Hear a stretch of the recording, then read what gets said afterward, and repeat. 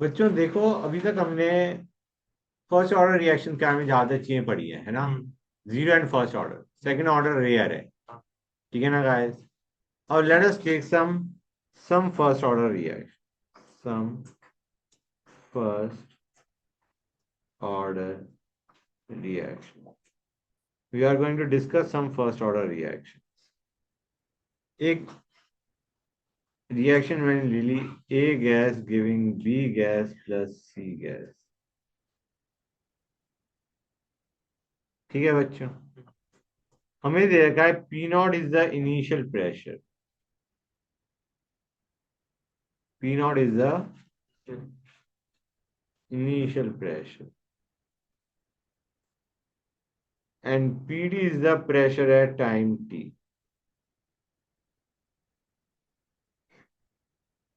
We have to find out the rate constant. We have to find out the rate constant. हमें time T दे रखा है, time T पे pressure दे रखा है, टाइम इनिशियल पे प्रेशर दे रखा है और के की वैल्यू पूछी गई है।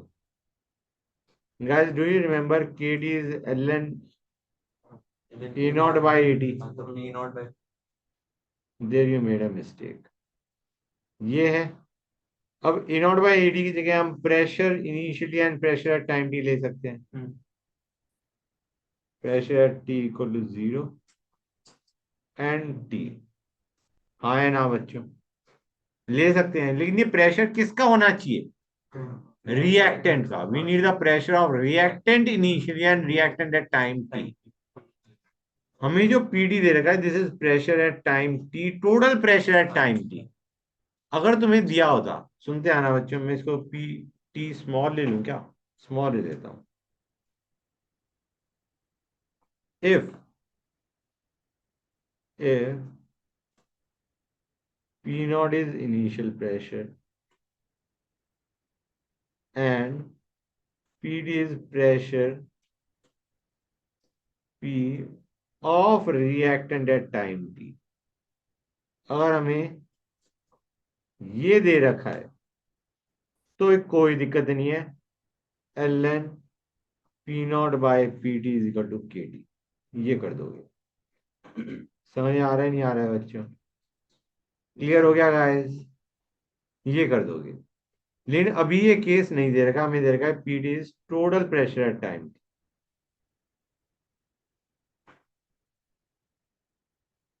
तो कैसे करेंगे? हमें निकालना पड़ेगा pressure of reactant at time T using initial pressure and pressure at time T.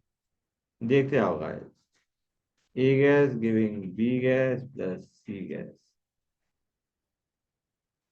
देखो गाइस अब हम क्या करें। P not is the initial pressure at time T, क्या हो जाएगा? ये हो जाएगा बच्चों। We need this, we need the value of this is the pressure of reactant at time T. हमें दे रखा है ये टोटल प्रेशर कितना है? PT. Basically P naught plus x is PT.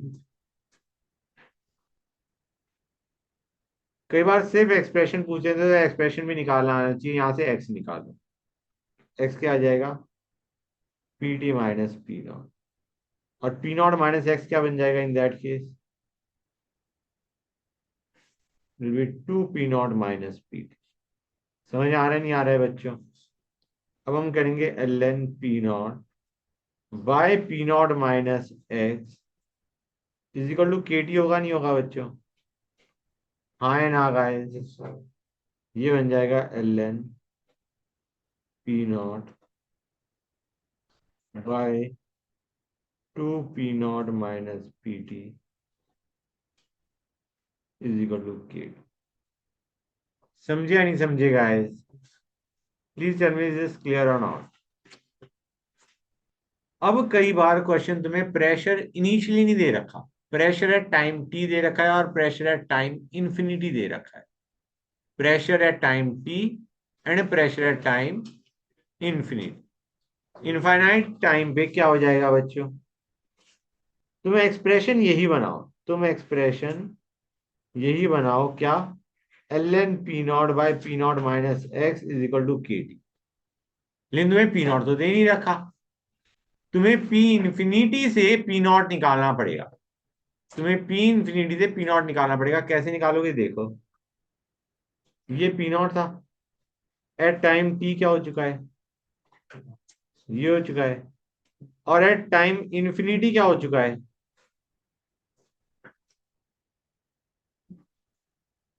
And this is given to us as P infinity. सही पूछा जाए तो this whole is P infinity. Basically two P not is P infinity. तो P infinity से तुम P not निकालोगे और फिर इक्वेशन में डाल दोगे। एक तुम्हें प्रेशर एट टाइम टी दे रखा है, मतलब तुम्हें एक दे रखा है P naught plus X equal to P T. एक तुम्हें दे रखा है पी इंफिनिटी। पी इंफिनिटी से पी नॉट निकालो, इससे एक्स निकाल लो, और P naught by P naught minus X will give L N P naught by P naught minus X will give K T. बच्चों एक्सप्रेशन बना लो कि नहीं बना लोगे गाइस? तुम्हें पता है P not is P infinity by two, मतलब अगर तुम्हें एक्सप्रेशन में डालना ही है तो क्या बनेगा ये, पी नॉट की जगह क्या डाल दो, पी इंफिनिटी बाय टू। तो ये बन जाएगा, तो ये बन जाएगा basically P infinity by P infinity minus P T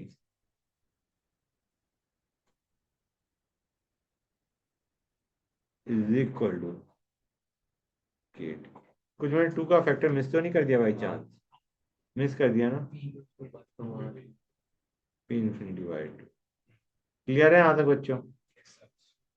अब समझिए गाइस, गॉट इट और not? So this will give you the expression. कोई डाउट किसी बच्चे को? क्वेश्चन करो guys.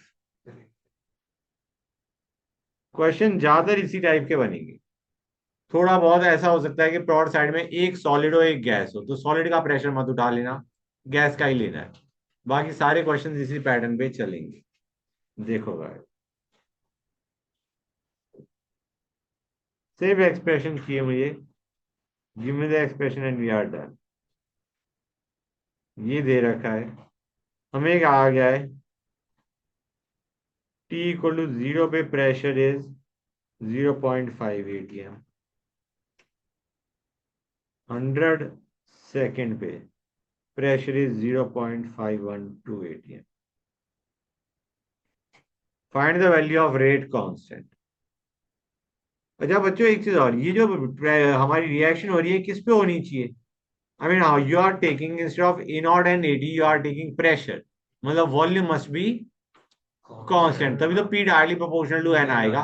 So this reaction is taking place at constant volume. Otherwise, how will you equate P directly proportional to N at constant volume? Expression बनाओ guys. ये सारा gas है बच्चों, ये सारा गैस है। Remember this all is gas.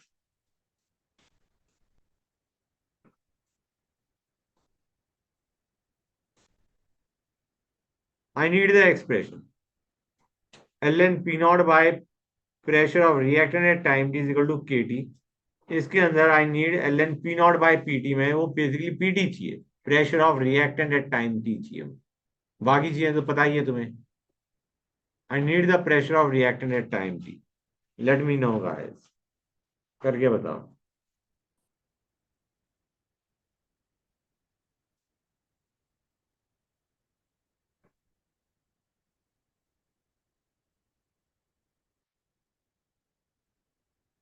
Don't look at the expression I am making, guys. Make the expression on your own.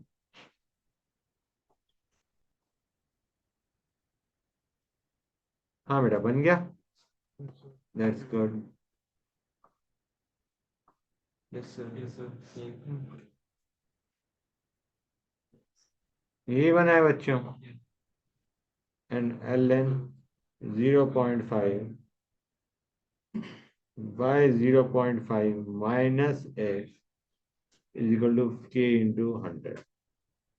हाँ है ना बच्चों? Yes, sir. कोई डाउट नहीं? That's good। एक और क्वेश्चन लेते हैं। Hold on a sec, guys.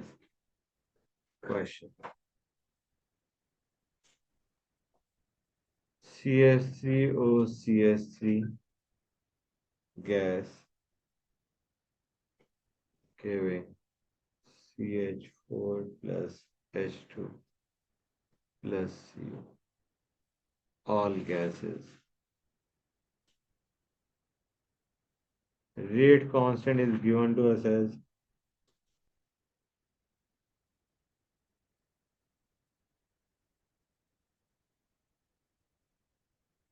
initial pressure is given to us as 400 mm. Time taken for pressure to reach 760 mm. बताओ बच्चों क्या करोगे guys? What are you going to do? Let me know.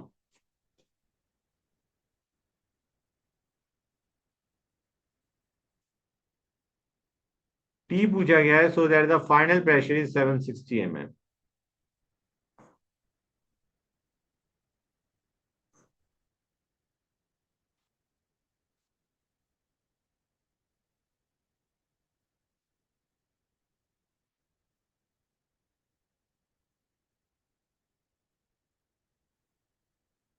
I don't think कोई दिक्कत आनी चाहिए guys. Yes, sir. ये क्या है बच्चों? Yes, sir. Good. हाँ ये कितने बच्चों को समझ में आ गया है या कितने बच्चों को समझ में नहीं आया है? ये 400 प्लस 2x कहाँ से आया? Plus 400 minus Minus x x, plus हाँ 3x. एक और बच्चों गैस देखो रिएक्शन भी याद होनी चाहिए. जो मैं रिएक्शन करवा रहा हूँ जब इनको घर जाके प्रैक्टिस करोगी तो रिमेंबर दिस रिएक्शन.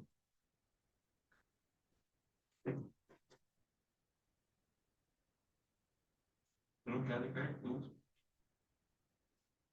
कंपाउंड क्या है ASS3 ASS3 बेटा ये हमें दे रखा है. हाँ ये 3/2 नहीं आएगा 3 आएगा इसको बैलेंस में नहीं ये आएगा 2 और ये आएगा. ठीक है बच्चों हमें कहा गया है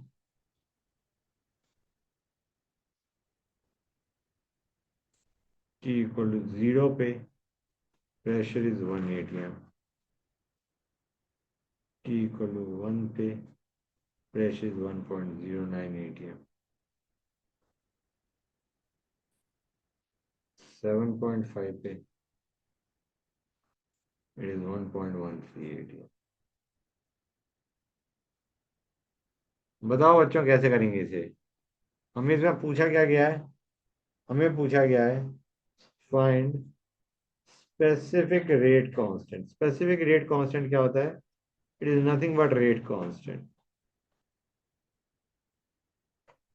3 दे रखे हैं 2 से काम चल जाएगा हमारा. हाँ है ना बच्चों? गुड. बताओ गाइस. एंड हाफ लाइफ भी बताना.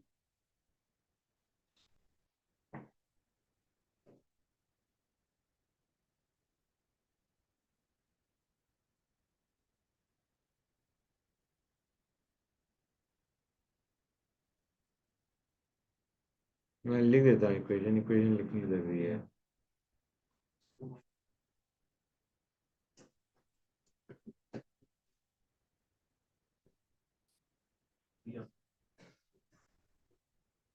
ES is solid बच्चों.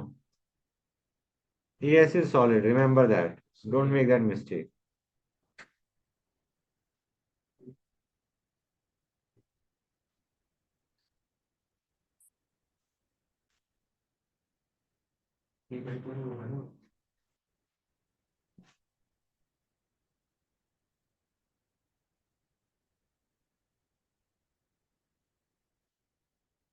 हाँ है ना बेटा?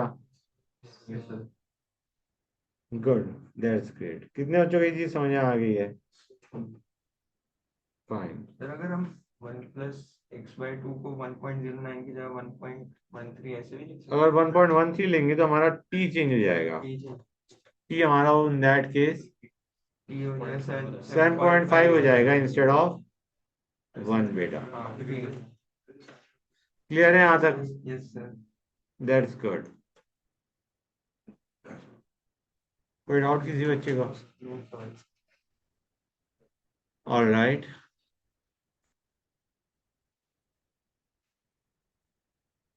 अब आते हैं next, some other first order reaction.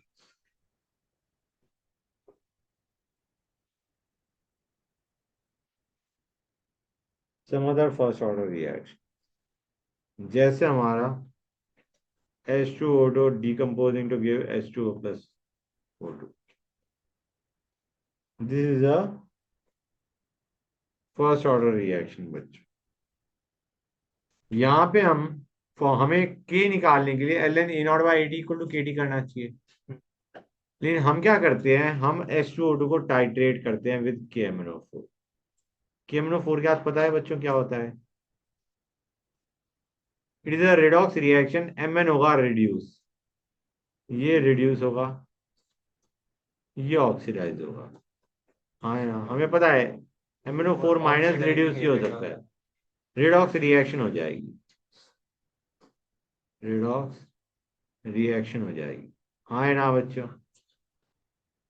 अब इंपॉर्टेंट चीज क्या रही कि हम we take fixed volume of H2O2 and we titrate it with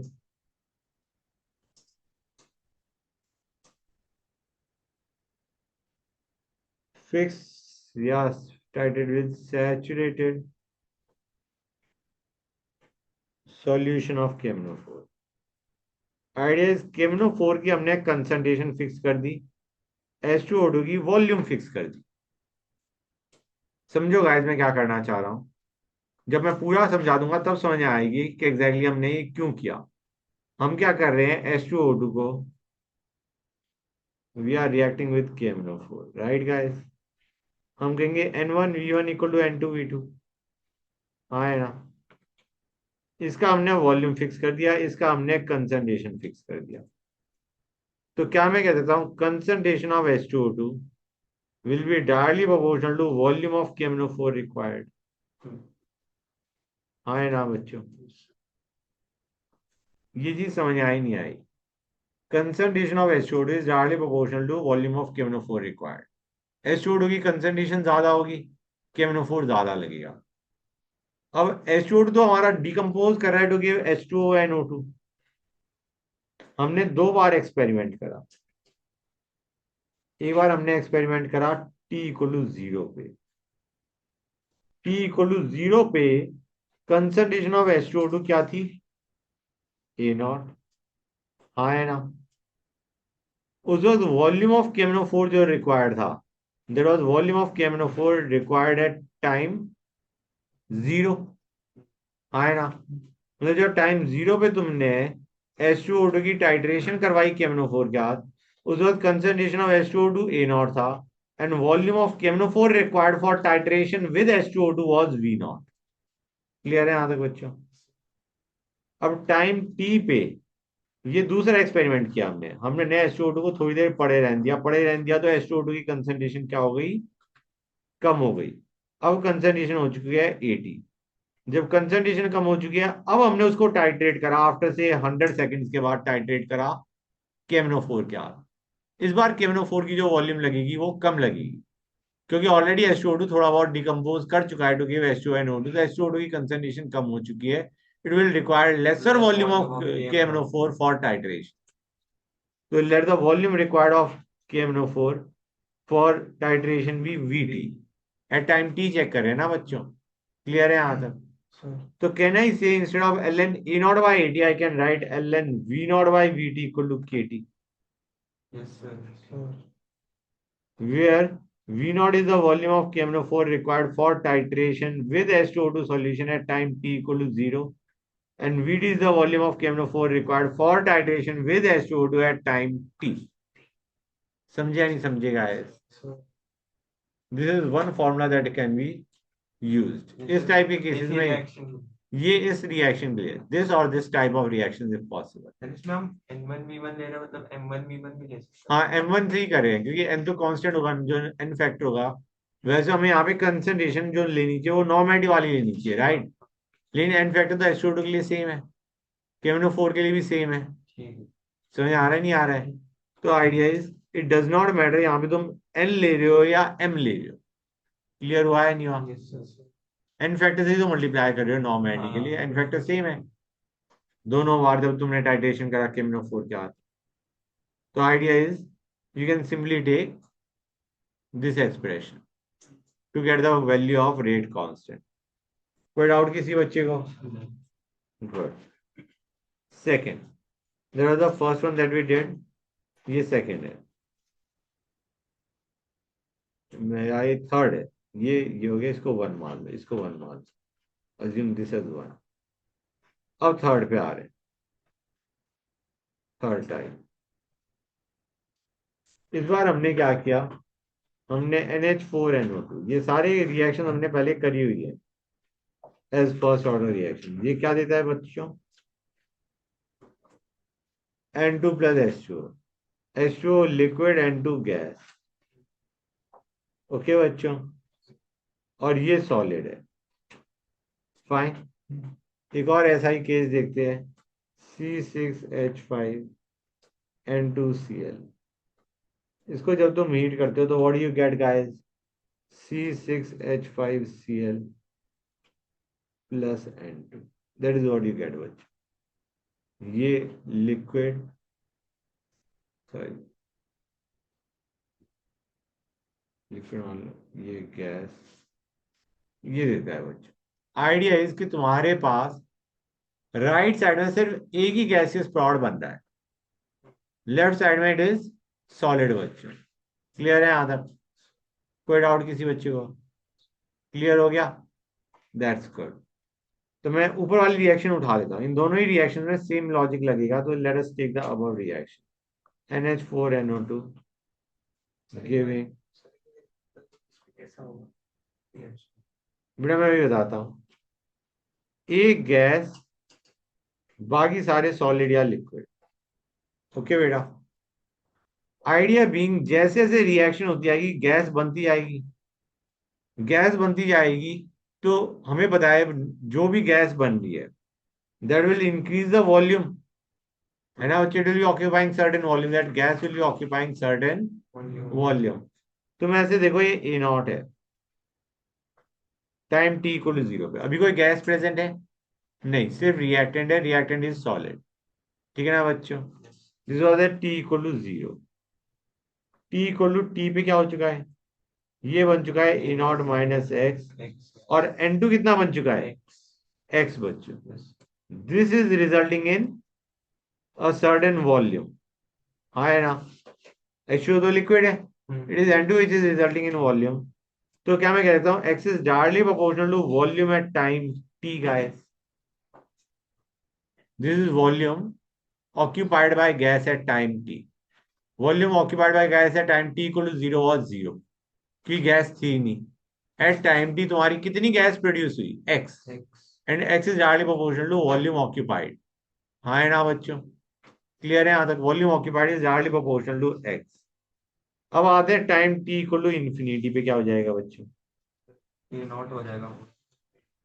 it will be A naught, हाँ। हाँ है ना? Yes. Good, it will be A not and this will be directly proportional to volume at time infinity, हाँ है ना बच्चों? Sir मतलब जो वॉल्यूम एट टाइम इनफाइनाइट पे है that is directly proportional to A not, and volume at time T is directly proportional to X. ये clear हुआ या नहीं हुआ बच्चों? Everybody is clear with that? तो क्या मैं कह सकता हूँ, एल एन ए नॉट की जगह मैं वी इन्फिनिटी ले लूं, और ए नॉट माइनस एक्स, हमें तो ये चाहिए था ना, A not by A not minus X. A not minus X किसके प्रोपोर्शनल होगा?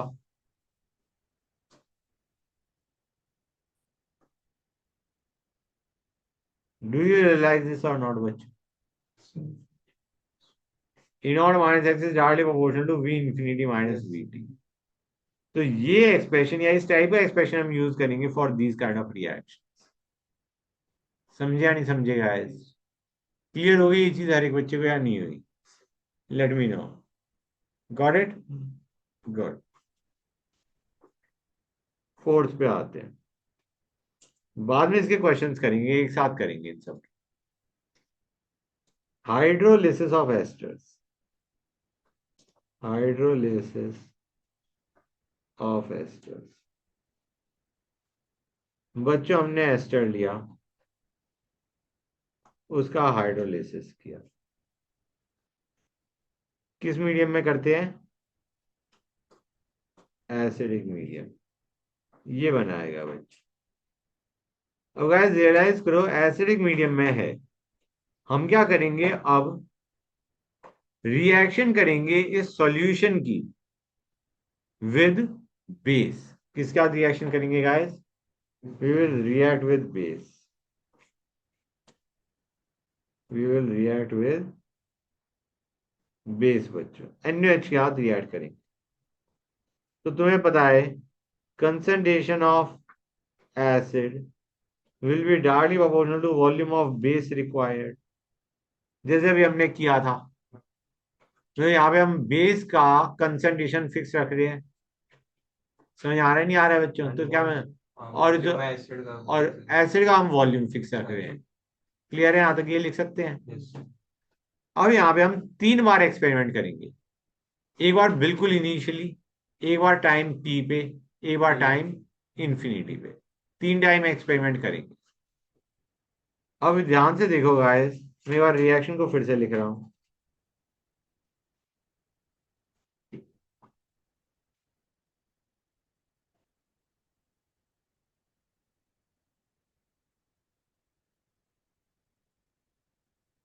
ये ए नॉट है, फिर A not minus X X one, और ये हमारा हो गया ए नॉट बच्चों। क्लियर है यहाँ तक guys? This is at T equal to zero, this is at T equal to T, this is at T equal to infinite. समझ आ रहा है नहीं आ रहा है बच्चों? बताओ भाई। क्लियर है यहाँ तक? अब H प्लस हमारा एसिडिक मीडियम है, तो H प्लस मान लो Y है। H प्लस कितना मान लो? Y है बच्चों। जब t इक्वल टू जीरो पे एक्सपेरिमेंट करोगे, तो यहाँ पे t इक्वल टू जीरो पे क्या क्या प्रेजेंट है? ये प्रेजेंट है, ये प्रेजेंट है। This is all that is present at t equal to zero. हाँ है ना बच्चों? एसिड तो बना ही नहीं। एसिड अगर ये बना होता तो ये भी रिएक्ट करता बेस के साथ। अभी सिर्फ यही प्रेजेंट है। अल्कोहल तो रिएक्ट ही नहीं करता बेस के साथ, तो alcohol is out of the picture. Alcohol doesn't react, it is out of the picture. Acid react करता है, लेकिन अभी हमारा एसिड ये बना नहीं है, तो दिस इज ऑल्सो आउट। अभी सिर्फ कौन रिएक्ट करेगा बेस के साथ? H plus. तो कहना है इससे Y is directly proportional to volume required at time t equal to zero. समझ आया नहीं आया बच्चों? क्लियर है यहाँ तक? This is at time t equal to zero. T equal to zero पे सिर्फ हमारे पास H प्लस कौन सा है? ये बच्चों। This is equal to, this is directly proportional to, this y is directly proportional to volume of base required at time t equal to zero. t equal to t पे कितना हो जाएगा बच्चों? ये ये है y प्लस एक्स बच्चों, ये है x plus y directly proportional to vt। And t tending to infinity पे क्या हो जाएगा? Plus y proportion y plus a not directly proportional to v infinity. और हमें चाहिए क्या? We need ln a not by A not minus x equal to के t. समझ आ रहा है नहीं आ रहा है बच्चों? यहां से देखो ए नॉट किसके प्रोपोर्शनल होगा?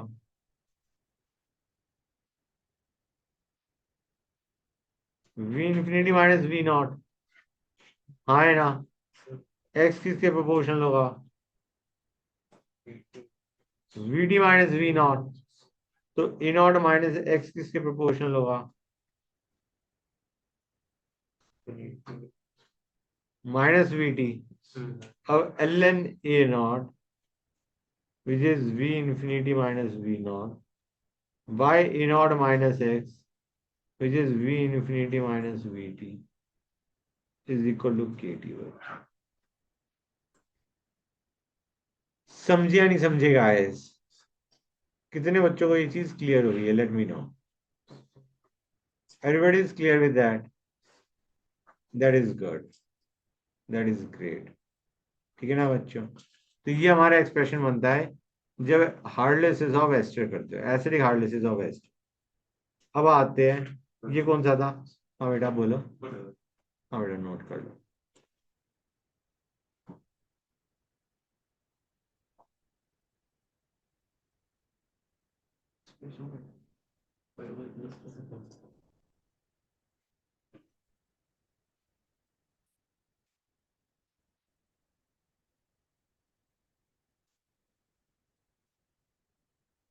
कर लिया नोट? नहीं कर लिया? हाँ कर लूँ फिर। ठीक है गाइस, नेक्स्ट ये हमारा कौन सा था? फोर्थ। फिर inversion of cane sugar, inversion of cane sugar, cane sugar is C12H22O11, right? वो चीज का इन्वर्जन तुम्हें पता है? Glucose plus glucose plus fructose. Glucose is dextrorotatory, fructose is laevorotatory. और किसका नेचर ज्यादा होता है? लेवो का। तो ओवरऑल इट बिकम्स लेवोरोटेटरी। हाँ है ना बच्चों? Good. known as invert sugar, that mixture of glucose and fructose is known as invert sugar। ये डेक्स्ट्रो, ये डेक्स्ट्रो, ये लेवो। ओके गाइस, क्लियर है यहाँ तक बच्चों? अब यहाँ पे मैं तुम्हें सीधा फॉर्मूला बता रहा हूँ, I am not going into the derivation of that. यहाँ पे भी it is very similar, that formula is almost like जो तुम्हारा एसिडिक हार्डलेसेस ऑफ एस्टर वाला है वही है। यहाँ पे डू यू रियलाइज रोटेशन हमारी चेंज होती जाएगी जैसे जैसे हार्डलेसेस होता जाएगा केन शुगर का, वैसे वैसे तुम्हारा रोटेशन चेंज होता जाएगा। Let R naught, R T and R infinity represent rotation at T equal to 0, T and T equal to infinity. ठीक है बच्चों, क्लियर है यहाँ तक गाइस? तुम्हारा यहाँ पे एक्सप्रेशन बिल्कुल वही बनेगा जो अभी हमने देखा था। K T will be L N R naught minus R infinity by R naught minus R T minus R infinity.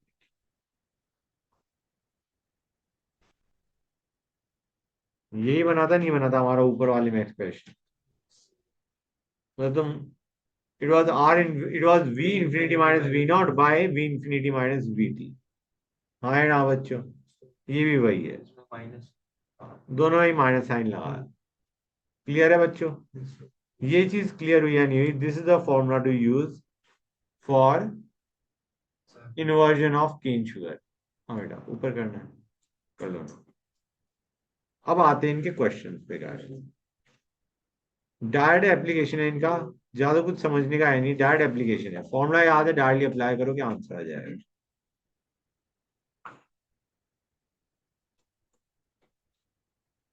करें? Alright, question.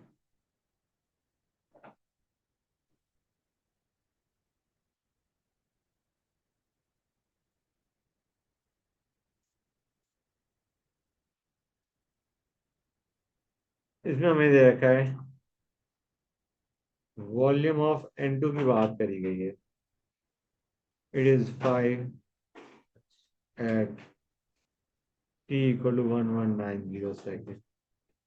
It is equal to 7.3 at t equal to 2300 seconds, and it is equal to 9.5 T equal to infinity.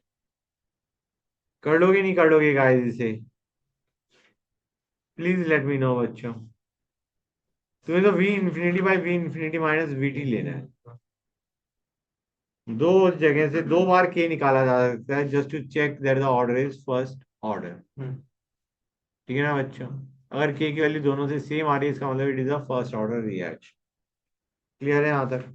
तो K T will be equal to L N V infinity by V infinity minus V T. तो हमें निकालना है क्या के निकालना है, या फिर ये कहा गया होगा prove that the reaction is a first order reaction. तो दोनों बार के निकालोगे, के सेम आ गया फर्स्ट ऑर्डर के हिसाब से, तो इसका मतलब it is a first order reaction. अगर क्वेश्चन आ रहा है और हमें पूछा है कि मतलब ये फर्स्ट ऑर्डर है, तो हमें अगर ये रिएक्शन याद है तो हम डायरेक्टली भी लिख सकते हैं ना ये फर्स्ट ऑर्डर। बेटा देखो, अगर ये क्वेश्चन है जो मैंने अभी क्वेश्चन बोला है जस्ट नाउ, वो तुम्हारे स्कूल में आ सकता है और स्कूल में वैसे आएगा नहीं। जेई में तो डायरेक्ट ये आएगा कि के फाइंड आउट करो, ये इन्फॉर्मेशन दे रखी होगी and they will ask you to find out K. Okay, एक और बच्चों क्वेश्चन। हमने ऑक्सैलिक एसिड ले लिया। Oxalic acid on heating gives CO plus CO2 plus H2। ये तो शायद तुमने ऑर्गेनिक में भी कर रखा है, if I am not wrong. This is dehydration of oxalic acid. Dehydration दो तरीके कर सकते हैं, या तो हीटिंग या using a dehydrating agent like H2SO4। Clear है यहाँ तक बच्चों? अब हमने इसका 2 ml सॉल्यूशन लिया and it is titrated with 0.1 and KMnO4 solution। वैसे कोई बताएगा मुझे ऑक्सैलिक एसिड KMnO4 क्या देगा? क्या KMnO4 तो रिड्यूस होगा, ऑक्सैलिक एसिड किस में जाएगा? रिडॉक्स थोड़ा बहुत याद हो। वीक C2O42 माइनस किस में जाता है? CO2 CO2 में जाता है। C2O42 minus goes to CO2। समझ गए गाइस? KMnO4 रिड्यूस होगा, ये CO2 में जाएगा। मतलब जस्ट इन केस कोई पूछता है कि इन दोनों रिएक्शंस के मतलब ऑक्सैलिक एसिड प्लस KMnO4 क्या रिएक्शन में क्या होगा, Mn रिड्यूस होगा और oxalic acid will be oxidise to CO2। Got it guys? अब हमें दिया गया है टाइम t इक्वल टू 0 पे volume of KMnO4 required was 22। t equal to 300 seconds पे volume required was 17 ml। Volume required will be less, क्योंकि oxalic acid की concentration कम होती जा रही है। गुड। पहले 450 ले लेता हूँ एक।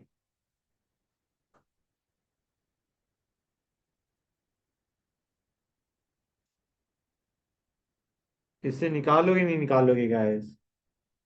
इससे do you find out can you find out the value of rate constant?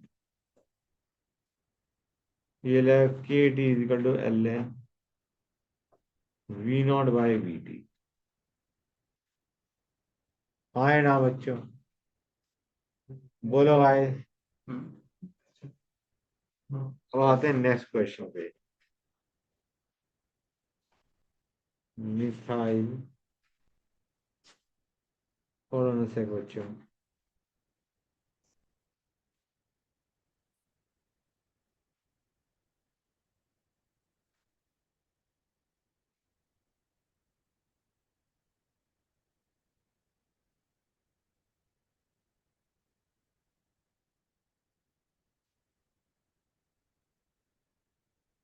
1 normal HCl है, इनका मतलब है 1 NHCl।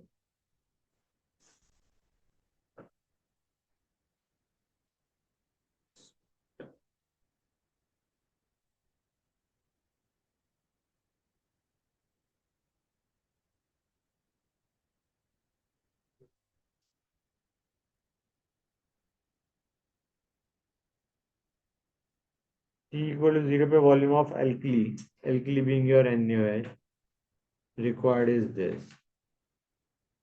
T equal to 24.2 पे volume at 25, volume required is 24 point.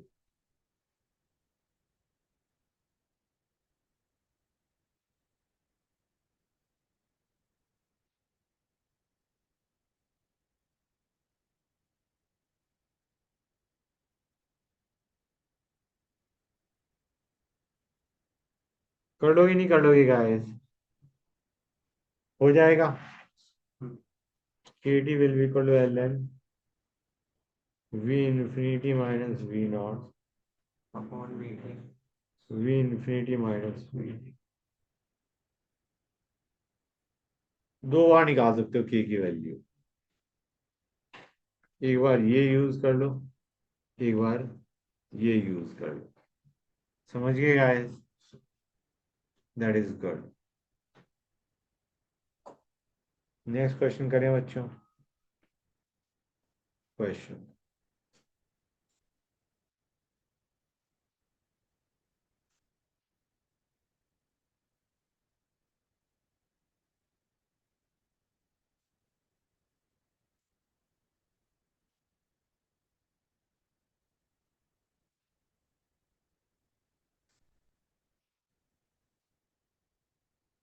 First order reaction में के जो मैच करना होता है दो रिएक्शन से अलग अलग इक्वेशन से, तो कितना डिफरेंस हो सकता है मैक्सिमम डेसिमल्स में? हाँ डेसिमल में हो सकता है, और डेसिमल में भी ऑलमोस्ट क्लोज बाय होगा।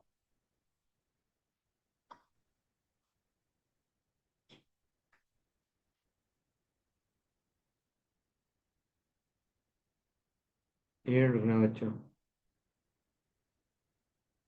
ठीक है। हाँ, इसके अंदर हमें कहा गया है टाइम वर्सेस रोटेशन। 0 पे इट इज 24.1, 46 पे इट इज 10, और इनफाइनाइट पे इट इज -10.7। वो आना भी चाहिए था नेगेटिव, क्योंकि तुम्हारा डेक्स्ट्रो से लेवो की तरफ जा रहा है। टाइम 46। हाँ 46 मिनट्स, मिनट्स में ये पूछा गया है। Find rate constant, rate constant तो निकाल लोगे। Yes sir. Find time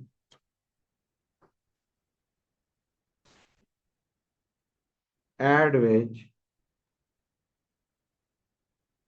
solution is optically inactive। इसमें क्या करोगे बच्चों? What are you going to do in this case? Find out the time at which rotation zero RT zero जाएगा।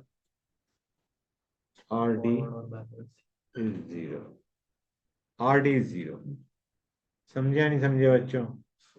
Clear हुआ है नहीं हुआ गाइस? That's good. हाँ बेटा बोलो। आरटी जीरो क्यों होना?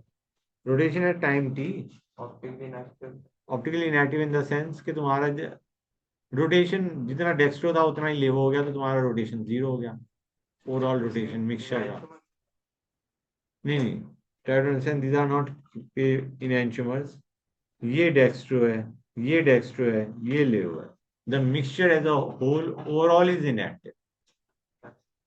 दे are talking about the mixture being inactive, मतलब rotation at that time T is zero. ठीक है ना बेटा? क्लियर है यहाँ तक? कोई डाउट? That's good. तो फॉर्मूला तो तुम्हें पता ही है, हाँ है ना बच्चों? क्या होता था guys? R T minus R T minus R T उसका क्या था? Minus RT.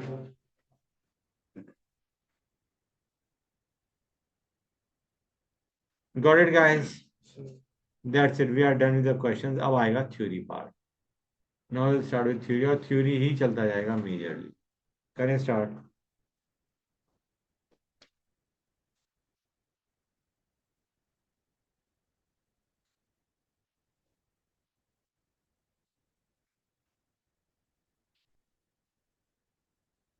Theories of chemical kinetics। वो जो देखो हमने पढ़ा था कि टेम्परेचर बढ़ाने पे रेट ऑफ रिएक्शन पे क्या फर्क पड़ता है, एंड इंक्रीज तो इन जो हम रोटेशन टेम्परेचर। निकालते हैं उसके बेसिस पे हम वो उस पे कमेंट नहीं कर सकते कितना रेशियो होगा दोनों। बेटा अगर तुम्हें दे रखा है कि प्योर फ्रक्टोज ग्लूकोज और तुम्हारा सुक्रोज की रोटेशन क्या है, उसके बेसिस पे निकाल सकते हो। लेकिन उसके लिए तुम्हें प्योर के वो दे रखे हो नीचे ऑप्टिकल है, मतलब स्पेसिफिक रोटेशन। तो ऐसा कोई क्वेश्चन है अगर आप बता सकते हो। नेटा भी नहीं है, सोचना पड़ेगा, मुझे खुद बनाना पड़ेगा। And increase in temperature increase, अगर मेरे को if I find a question I will tell you. And increase in temperature increases the rate of reaction, right बच्चों? एंड वाइस वर्सा।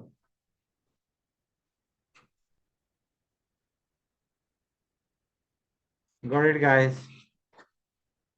देखा गया, it has been found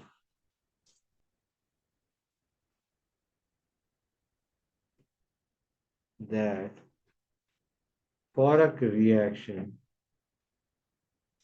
for a chemical reaction with 10 degree rise in temperature, 10 degree Celsius या 10 Kelvin rise in temperature, rate constant is nearly doubled. Rate constant is nearly doubled. और and is called, इसको हम क्या बोलते हैं, temperature coefficient. ये बताया था मैंने, is called temperature coefficient. It is basically telling how the value of K is changing with temperature. समझ आ रहा नहीं आ रहा बच्चों? क्लियर है यहाँ तक? It is telling us how rate constant is changing with temperature. Temperature coefficient means how rate constant is changing with temperature, guys. Clear है यहाँ तक? dk by dt. How rate constant is changing with temperature. Clear है यहाँ तक? अब देखा गया k is a e raised to power minus ea by r. That is the relation. That is how k is dependent on activation energy, temperature, and for a particular reaction. ये a क्या है, ये अभी सारी चीजें बतानी है, तो डोंट वरी अबाउट इट। ये समझ गए गाइस? यहाँ पे क्या क्या चीजें हैं? ए को बोलते हैं आर्हेनियस फैक्टर, या there is another term for it, frequency factor,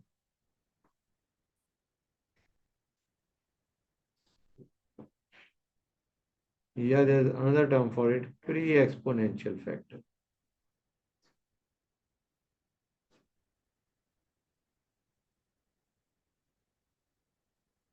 ठीक है बच्चों?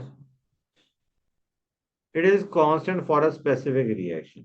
It is constant for a particular reaction. It is constant for a particular reaction बच्चों। R हमारा वही है, गैस कांस्टेंट। ठीक है ना गाइस?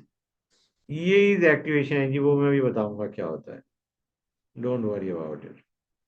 ये इज एक्टिवेशन एनर्जी बच्चों, ये इज एक्टिवेशन एनर्जी गाइस। ठीक है यहाँ तक? मेजर्ड इन जूल पर मोल। फाइन, क्लियर है यहाँ तक?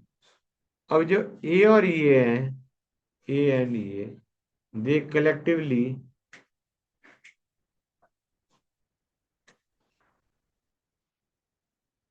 आर कॉल्ड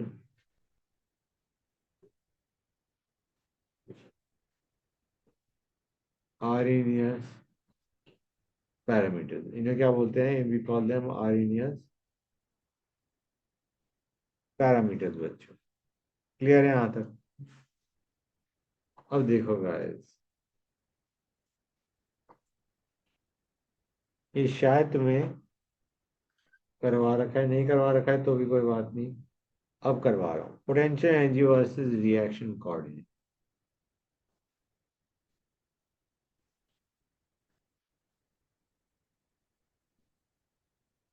ये है। This is initially reaction coordinate, मतलब प्रोग्रेस ऑफ रिएक्शन, इसको हम ये भी बोल सकते हैं progress of reaction.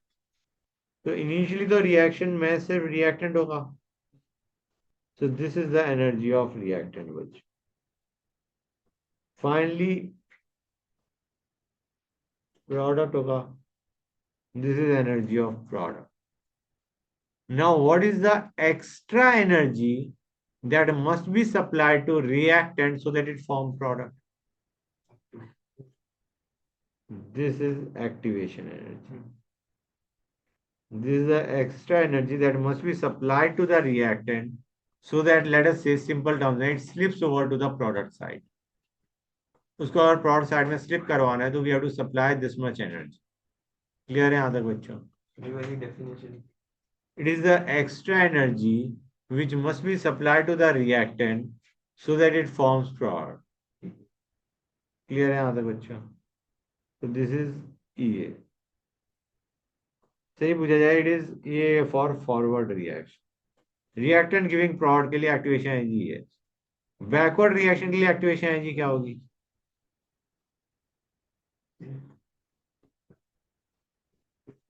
This is activation energy for backward reaction.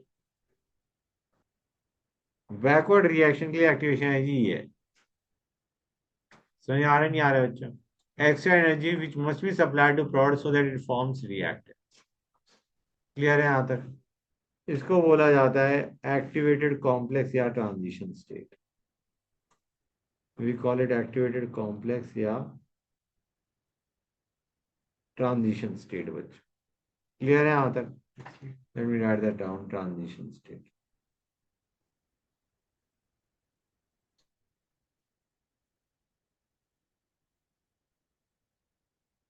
Got it guys?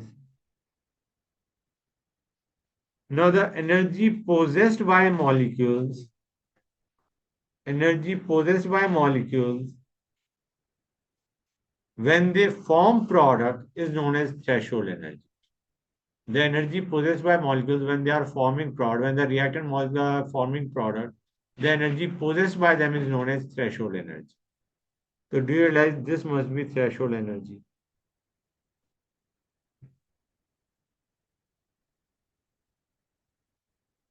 This is threshold energy. This is threshold energy. TH, threshold energy बच्चों। Clear है यहाँ तक guys? तो अब मैं थोड़ा एक बार नोट कर लिया है तो बताओ। Threshold energy is the energy at which reactant goes to prod or prod goes to reactant. The energy that the reactant molecule must possess so that they form product. Activation energy और threshold energy के बीच में there is a difference. Threshold energy is the net energy possessed by the molecules when they are forming product. Activation energy is the extra energy which must be supplied to reactant so that they form product.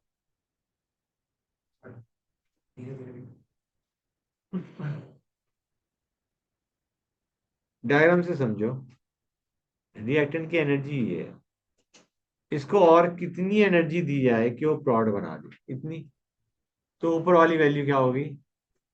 Activation energy. And threshold energy is the net energy possessed by molecule. अब समझ गए? Good. कर लिया note? नहीं कर लिया? तो यहाँ पे सबसे पहली चीज, E threshold can be written as energy of reactant plus activation energy for forward reaction, और it can be written as energy of prod minus plus activation energy for backward reaction. दोनों ही लिखा जा सकता है, नहीं लिखा जा सकता है गाइस? हाँ है ना? गुड। अच्छा, डेल्टा एच रिएक्शन क्या होता है? Delta H reaction is energy of prod minus energy of react. Clear है यहाँ तक? No, this is energy of prod minus reactant. This is delta H. It is energy of prod minus energy of reactant. यहाँ पे value positive आ रही है, negative आ रही है. I mean we are doing this minus this. It will come out negative. आनी भी चाहिए negative, क्योंकि prod की एनर्जी कम है, रिएक्टेंट की एनर्जी ज्यादा है.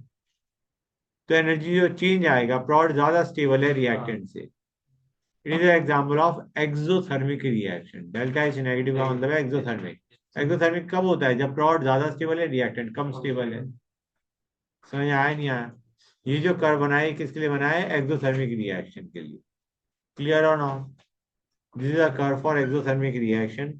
Delta H can be written as energy of prod minus energy of reactant.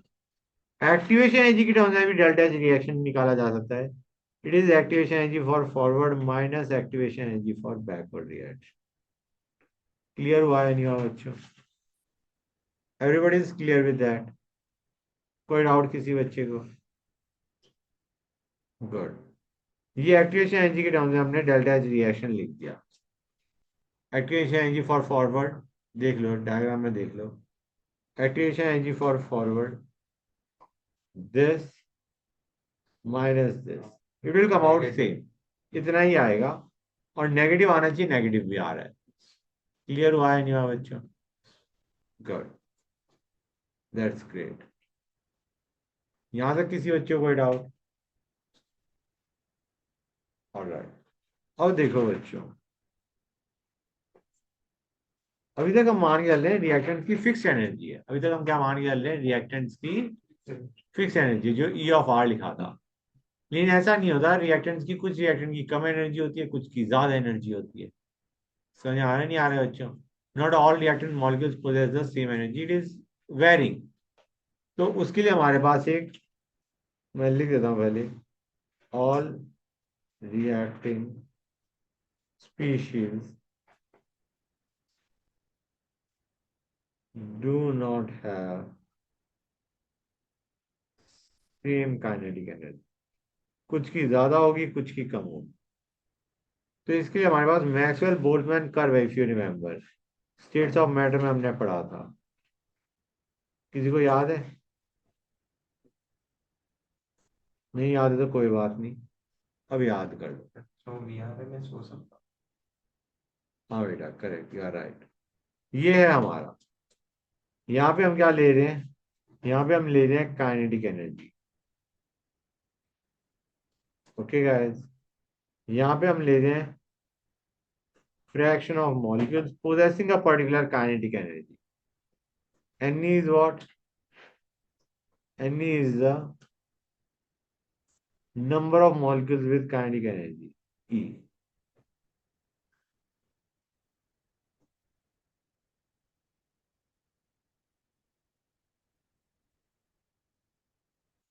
And is total number of molecules.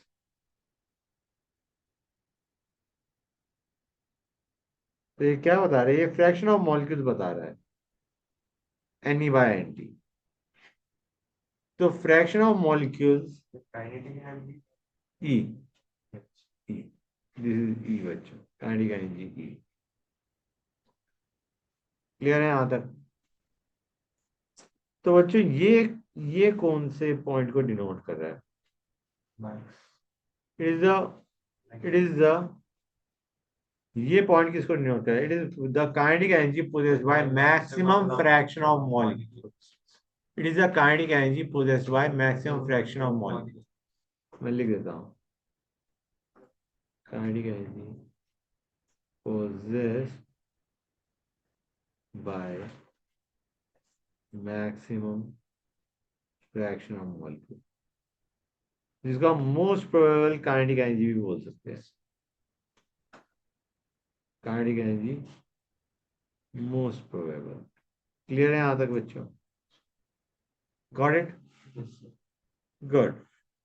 अब होता क्या है, हम मान के चल रहे हैं कि अभी तक तो हम ये मान के लेते ना ऊपर वाले कर्व में, जो हमने ऊपर ग्राफ पढ़ा था, potential energy versus reaction coordinate, उसमें हमने मान के रखा था energy of reactant is fixed. अब हम मान के लेते हैं they are possessing different energies, कुछ की कम है कुछ की ज्यादा है। अब पॉइंट क्या है, इतने molecules, this is the, let us assume this is the kinetic energy which a molecule should possess so that it form product। समझ आया नहीं आया अच्छा? This is the kinetic energy a molecule must possess to form product बच्चों। Clear है यहां तक? तो अब इससे आगे कितने फ्रैक्शन ऑफ मॉलिक्यूल्स पोजेस कर रहे हैं, मतलब दिस एनर्जी और more is possess by how many fraction of molecule?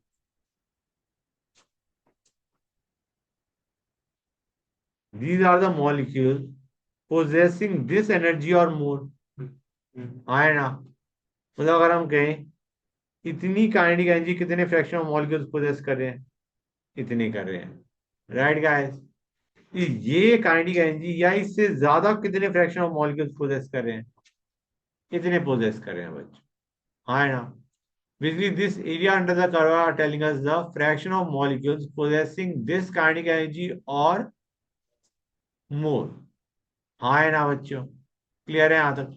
मतलब these are the fraction of molecules which are capable of forming product if they collide with each other, which they are possessing energy required to form product। इतने fraction of molecules are the molecules which are capable of forming product if they collide with each other।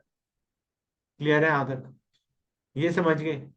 मतलब ये fraction of molecules क्या बता रहा है, this is telling us the number of molecules, or these are the fraction of molecules which on collision can give us product।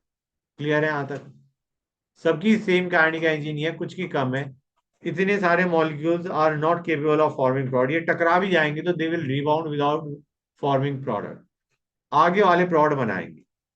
अब temperature बढ़ाने पे curve कैसे आता है बच्चों? ऐसे आता है, इफ यू रिमेम्बर। हाँ है ना? मैं इसको थोड़ा ऐसे बनाता हूँ, ऐसे। आइडिया इज पीक नीचे चली जाती है और curve shift towards right, if you remember. याद है नहीं याद है बच्चों? नहीं याद आ रहा? कोई बात नहीं, अब बता रहा हूँ। पीक नीचे आ जाती है and the curve shift towards right, this is on increasing the temperature. मतलब अगर ये हमारा टेम्परेचर T1 था और ये टेम्परेचर T2 है, तो T2 is greater then T1। That is how the curve shift. ये स्टेट्स ऑफ मैटर में पढ़ा था हमने। This is how the curve shift बच्चों। क्लियर है यहां तक? अब देखो, टेम्परेचर बढ़ाने पे अब कितने fraction of molecules possess energy required to form product? इतने guys. Do you realise now more molecules are capable of forming product? In fact अगर टी को हमने T+10 कर दिया तो ये area under the curve should increase by a factor of 2। हाँ, double हो जाना चाहिए। For every 10 degree rise in temperature, तुम्हारा एक तरीके क्या हो रहा है, रेट कांस्टेंट डबल हो रहा है, या फिर हम कहेंगे डबल इज द रेट। के बढ़ेगा, के डबल होएगा तो रेट भी डबल हो जाएगा। हाँ है ना बच्चों? तो टेम्परेचर बढ़ाने पे the area is increasing. The area का मतलब हो गया एक तरीके more molecules are possessing energy required to form product. Temperature बढ़ाया तो मॉलिक्यूल्स की एनर्जी बढ़ गई। Now more molecules possess energy required to form product. So now more molecules, ऐसे मान के लो पहले 100 में से 5 मॉलिक्यूल टकरा रहे थे तो प्रोडक्ट बना रहे थे, 95 रिबाउंड कर रहे थे। अब 100 में से 10 मॉलिक्यूल्स टकरा रहे हैं and they are forming product. बाकी जो 90 है, they are hitting each other and they are rebounding without forming product. पहले 5 हमारे प्रोडक्ट बना रहे थे, अब 10 प्रोडक्ट बना रहे हैं। बाकी 90 जो है, बाकी जो 90 है, they are rebounding without forming product. Clear हुआ है नहीं हुआ बच्चों? ये जो मैंने इतनी देर से एक ही चीज को बार बार रिपीट कर रहा हूँ डिफरेंट लैंग्वेज में, ये समझ में आ गया? Good.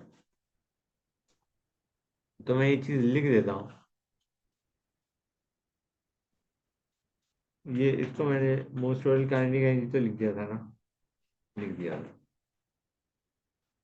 As temperature is increase, as, hold on a sec बच्चों, as T is increase,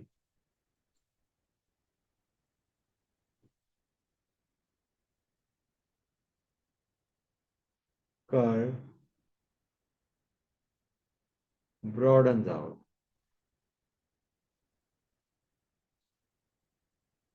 and spreads to right. जो मैंने तुम्हें बताया था, पीक नीचे आ जाएगी और तुम्हारा curve will shift towards right. लेकिन बच्चों, एरिया अंडर द कर्व क्या रहेगा? Area under the curve remains constant. वही टोटल तुम्हारा नंबर ऑफ मॉलिक्यूल्स तो फिक्स रह रहे हैं ना। एंड जब तुम इसे इंटीग्रेट करोगे, जब तुम इनको सबको ऐड कर रहे हो, सारे फ्रैक्शन ऑफ मॉलिक्यूल्स को ऐड करते आ रहे हो, तो नेट सम क्या जाना चाहिए? फ्रैक्शन का सम क्या जाना चाहिए? 1। हाँ है ना? आइडिया इसलिए तुम्हारा एरिया फिक्स है। जो एरिया तुम्हारा यहाँ पे आ रहा था, इसमें आ रहा था, वही एरिया तुम्हारा इसमें आएगा। क्लियर हो रहा है नहीं हो रहा है बच्चों? Good, that is great. तो area under the curve must be constant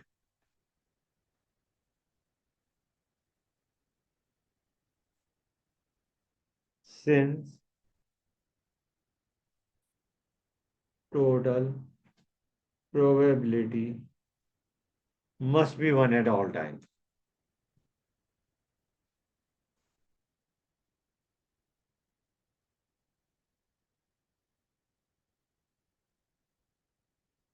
clear है बच्चों? समझे या नहीं समझेगा है? ये वाली लाइन को भी मतलब है ना, एनी लाइन जो मैंने वही बताया कि एनी बाय एनी सबको ऐड करते आओगे तो तुम्हारा that area under the curve will become fix. अब 10 डिग्री राइज इन टेम्परेचर पे fraction of molecules possessing energy, मैं लिख देता हूँ, for 10 degree rise in temperature fraction of molecules possessing energy equal to or greater than activation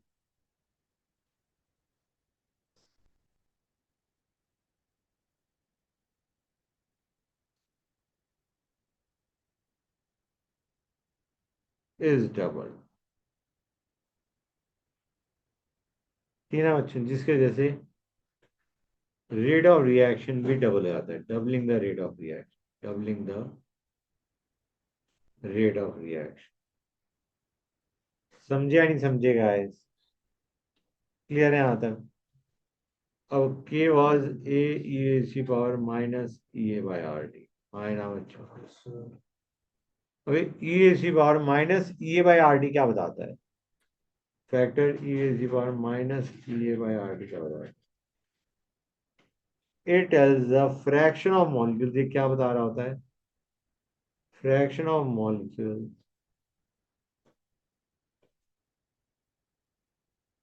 possessing kinetic energy greater than EA। मतलब idea, it tells the fraction of molecules capable of forming product, capable of forming product। समझिए नहीं समझेगा? It tells about the fraction of molecules capable of forming products। इसको बोला जाता है Boltzmann factor. This is called Boltzmann factor बच्चों। Clear है यहां तक? अब एल एन ले लो दोनों तरफ।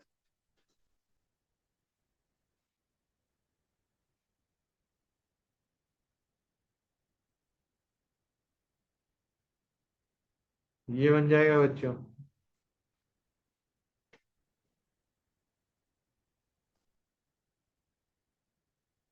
एल एन के वर्सेस 1/t। कैसा कर जाएगा बच्चों, ऐसा जाएगा नहीं जाएगा। ये आ गया एल एन ए, स्लोप आ गई -a/r। अगर एल एन के जाए लॉग लोगे, 2.3 ऊपर आएगा नीचे आएगा स्लोप में। नीचे है। हाँ, तो स्लोप -a/2.30।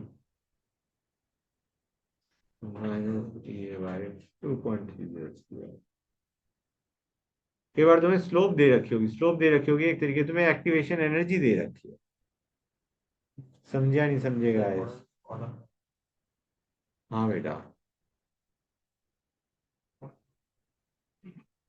हाँ बेटा।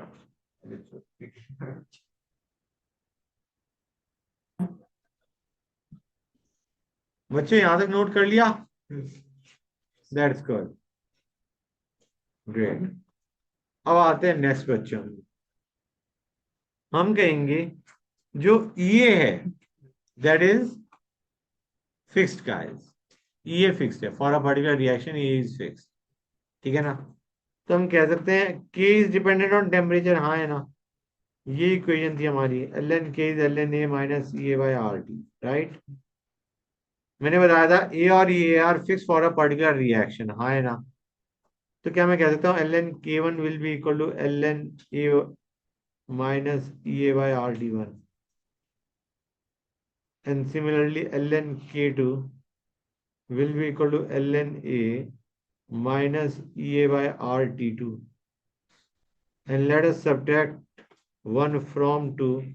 You will have ln K2 by K1 is equal to EA by R 1 by T1 minus 1 by T2. हाँ है ना बच्चों? क्लियर हो गई ये चीज? ये बहुत सिमिलर है किस फॉर्मूले के? यहाँ पे K1 और K2 क्या है? Rate constant. तुमने पढ़ा था L N K two by K one is equal to delta H by R 1/T1 - 1/T2 where K1 and K2 are what? Equilibrium constant. ये बिल्कुल सिमिलर है उस रिएक्शन के। अभी हम मतलब इक्वेशन के अभी बताऊंगा हाउ इट वाली इक्वेशन कैसे डिराइव होती है, वो भी बताऊंगा मैं। अभी ये वाला पार्ट समझ में आया नहीं आया? K1 and K2 are the rate constant for reactant giving product. तो एक्टिवेशन एनर्जी भी हमने किसकी देखी है? रिएक्टेंट गिविंग प्रोडक्ट की। क्लियर हुआ है नहीं हुआ बच्चों? कोई डाउट यहां तक? That's good. ये इक्वेशन है, फाइन। अब आते हैं कोलिजन थ्योरी पे बच्चों।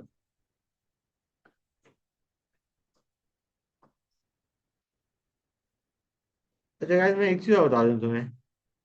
कैटलिस्ट क्या करता है? कैटलिस्ट तुम्हारा रेट ऑफ रिएक्शन बढ़ाता है। ठीक है, हाँ, time required to achieve equilibrium कम कर देता है, हाँ है ना बच्चों? कैटलिस्ट बेसिकली क्या करता है? एक्टिवेशन एनर्जी को कम कर देता है। कैटलिस्ट क्या करता है बच्चों? एक्टिवेशन एनर्जी को कम कर देगा। मतलब एक तरीके से इस कर्व में अगर तुम देखो, इस कर्व में देखो, तो वो ऐसे ले जाएगा। 1 सेकेंड, सॉरी, 1 सेकेंड गाइस, ये इसको ऐसे ले जाएगा। That is your catalysed reaction बच्चों। समझ में आया नहीं आया? कैटेलाइज्ड रिएक्शन में ये होता है, एक्टिवेशन एनर्जी कम कर दी, फॉरवर्ड की भी कम होगी, बैकवर्ड की भी कम होगी। इसलिए हम कहते हैं अगर इक्विलिब्रियम की रिएक्शन है तो दोनों का रेट बढ़ेगा by the same factor. Clear है या नहीं बच्चों? एक्टिवेशन एनर्जी कम होने की वजह से दोनों का रेट ऑफ रिएक्शन बढ़ेगा। ए गिविंग बी का भी बढ़ेगा, बी गिविंग ए का भी बढ़ेगा फॉर अ इक्विलिब्रियम की रिएक्शन। क्लियर है यहां तक बच्चों? गुड। और यहां तक समझ गए? एक्टिवेशन एनर्जी फॉरवर्ड की भी कम हो गई, इतनी हो गई, बैकवर्ड की भी कम हो गई, इतनी हो गई। क्लियर हुआ या नहीं हुआ? Good. That is what happens in case of catalyst. और यहां पे अगर तुम देखोगे कैटलिस्ट को, तो वो क्या कर रहा है? इस केस में कैटलिस्ट ने एक्टिवेशन एनर्जी कम कर दी। तो ऐसे समझोगा तो उसने कहा कि इस एनर्जी पे प्रॉड बनाने के बजाय इस एनर्जी से प्रॉड बनना शुरू हो जाए। एक्टिवेशन एनर्जी कम कर दी। पहले इतनी एनर्जी दिस और more energy was required to form product. अब कम एनर्जी से ज्यादा, मतलब वही वाला केस आपका चाहिए तो पहले 100 चाहिए थी, सपोजिंग पहले 100 एनर्जी चाहिए अगर प्रोड बनाने के लिए, तो अब 75 से काम चल रहा है। मतलब पहले यहाँ पे 100 चाहिए था, 100 और मोर टू फॉर्म प्रोड। हाँ, अब 75 और more is required to form prod. तो अब फिर more इतने number एक्स्ट्रा add मॉलिक्यूल्स, हाँ, इतने एक्स्ट्रा मॉलिक्यूल्स भी प्रोडक्ट बना सकते हैं। तो तुम्हारा बेसिकली क्या हो गया बच्चों? प्रोडक्ट की मतलब रेट नंबर ऑफ रिएक्शन बढ़ेगा। बढ़ गया। मोर मॉलिक्यूल्स आर केपेबल ऑफ अब फॉर्मिंग फॉर्मिंग प्रोडक्ट। प्रोडक्ट। समझे या नहीं समझे गाइस? गुड। तो क्या this is what catalyst does. कोई डाउट किसी बच्चे को? कैटलिस्ट तुम्हारा एक्टिवेशन एनर्जी गिरा देता है। It takes the reaction through a different path, जिसके अंदर तुम्हारा lesser energy is required to form product. Different path के थ्रू रिएक्शन को ले जाएगा। अब आते हैं कोलिजन थ्योरी पे बच्चों। यार सिंपल सी बात है, हमें प्रोडक्ट बनाने के लिए क्या चाहिए? We need collision between the reactant molecule. Collision के तीन फैक्टर आते हैं बच्चों। कोलिजन थ्योरी में हमें to form product we need three things. Three factors are required. पहला, energy greater than activation energy. हाँ है ना बच्चों? जिसके लिए फैक्टर होता है ई रेज़ की power minus E A by R. This gives a what, ये क्या देता है बच्चों? Fraction of molecules possessing energy greater than activation energy. Fraction of molecules. Got it guys? दूसरा, जेड ए बी, जिसको हम बोलते हैं कोलिजन फ्रीक्वेंसी।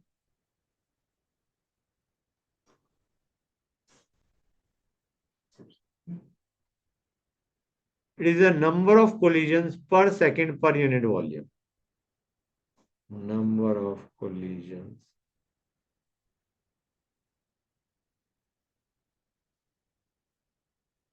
पर सेकंड पर यूनिट वॉल्यूम बच्चों। क्लियर है यहां तक गाइस?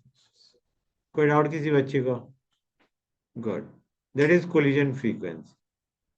और तीसरा होता है, यहां तक क्लियर हो गया बच्चों? ये पहले वाले को एनर्जी फैक्टर भी बोलते हैं। एनर्जी फैक्टर, कि हमें बताया कोलिजन इफेक्टिव होने के लिए the energy should be more than a particular value. हाँ है ना? गुड। मतलब ऐसे ऐसे मान के चलो, जो थ्रेशोल्ड एनर्जी है, अगर वो है मॉलिक्यूल्स के पास, तभी तुम्हारा प्रोडक्ट बनेगा। मतलब रिएक्टेंट को एक्टिवेशन एनर्जी और देनी पड़ेगी, या जिन मॉलिक्यूल्स के पास एक्टिवेशन एनर्जी भी है, they are capable of forming product. या टोटल एनर्जी थ्रेशोल्ड एनर्जी के बराबर होनी चाहिए मॉलिक्यूल के पास टू फॉर्म प्रोडक्ट बच्चों। क्लियर है यहां तक? गुड। आगे चलें। अच्छा, इस स्टेटमेंट को बताना, minimum energy required by reactant to form product क्या होती है? थ्रेशोल्ड होती है, एक्टिवेशन एनर्जी होती है? Required by reactant to form product, that is activation energy बच्चों। है ना बच्चों? कि रिएक्टेंट को और कितनी एनर्जी दी जाए सो that it forms product, that is activation energy. Clear है यहां तक? गुड। तो तीसरा फैक्टर हमारा क्या आता है बच्चों? Orientation factor. पता चला कि हमारा कोलिजन हुआ, लेकिन कोलिजन करेक्ट ओरिएंटेशन से नहीं हुआ। करेक्ट ओरिएंटेशन का सिंपल सा एग्जांपल देखो, सी डबल बॉन्ड हो, डबल बॉन्ड हो, तुम न्यूक्लियोफाइल का अटैक करवा रहे हो। न्यूक्लियोफाइल पता है बच्चों? अब nucleophile is something which is electron rich. It is searching for, यहाँ पे सी पे अटैक करना चाहेगा, ओ पे अटैक करना चाहेगा। ये सी पे अटैक करना चाहेगा। अब अगर तुम यहां से ऐसे मान के लो, सी का बॉन्ड ब्रेक करा, सी प्लस ओ माइनस, और सी प्लस पे न्यूक्लियोफाइल जुड़ गया। लेकिन अगर अटैक ये गलती से इस डायरेक्शन से कर देता है, ऐसे अटैक कर देता है, तो क्या तुम्हारा प्रोडक्ट बनेगा? ओ की साइड से अटैक कर दिया, करेक्ट ओरिएंटेशन नहीं है, it will rebound without forming product. So now you have understood what I mean by correct orientation. To form product, it should attack at carbon side rather than oxygen side. So that is the orientation factor बच्चों। Clear हुआ है नहीं हुआ हर एक बच्चे को? Good. तो orientation is also necessary. Orientation के लिए हमारे पास फैक्टर आता है P. P is probability of correct orientation. P is probability of correct orientation बच्चों, इसको बोला जाता है प्रोबेबिलिटी या स्टेरिक फैक्टर, इसे बोला जाता है प्रोबेबिलिटी और स्टेरिक फैक्टर, इसे क्या बोलते हैं, प्रोबेबिलिटी या स्टेरिक फैक्टर बच्चों। क्लियर है यहां तक? तो जो के है that is P Z A B E raise की power minus E A by R, ये है हमारा।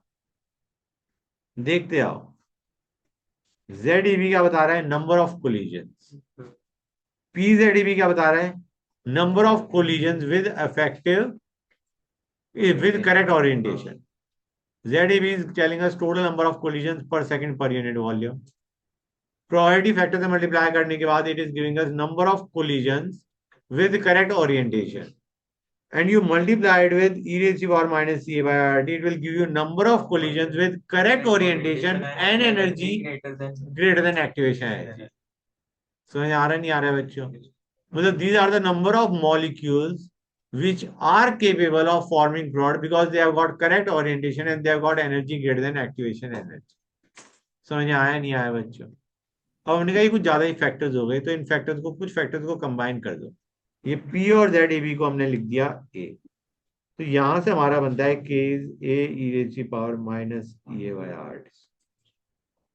तो A क्या बता रहा है बच्चों, what is A telling us? These are the collisions which can result in, these are the number of collisions having correct orientation. ये इनको effective collisions भी बोल सकते हैं, ठीक है बच्चों? effective collision can result in product formation. समझ में आया नहीं आया बच्चों? effective collision, ये पूरा effective collision बता रहा है, correct orientation as well as energy greater than activation है जी। effective collision के लिए दोनों फैक्टर जरूरी है, correct orientation and energy greater than activation है। अच्छा एक और चीज गाइस, यहां तक समझ गए? Good. This is telling us fraction of molecules with energy greater than activation energy. अब तुम सिर्फ पी को देखो, ये जेड ए बी क्यों इंपॉर्टेंट है? सपोजिंग तुम्हारा ओरिएंटेशन भी करेक्ट है, सपोजिंग तुम्हारे पास मॉलिक्यूल्स के पास एनर्जी भी सफिशिएंट है टू फॉर्म प्रोडक्ट, लेकिन इतनी दूर दूर है मॉलिक्यूल्स के, उनके बीच में कोलिजन ही बहुत कम हो रहे हैं, तो प्रोडक्ट बनेगा नहीं। मतलब तीनों फैक्टर्स आर इंपॉर्टेंट।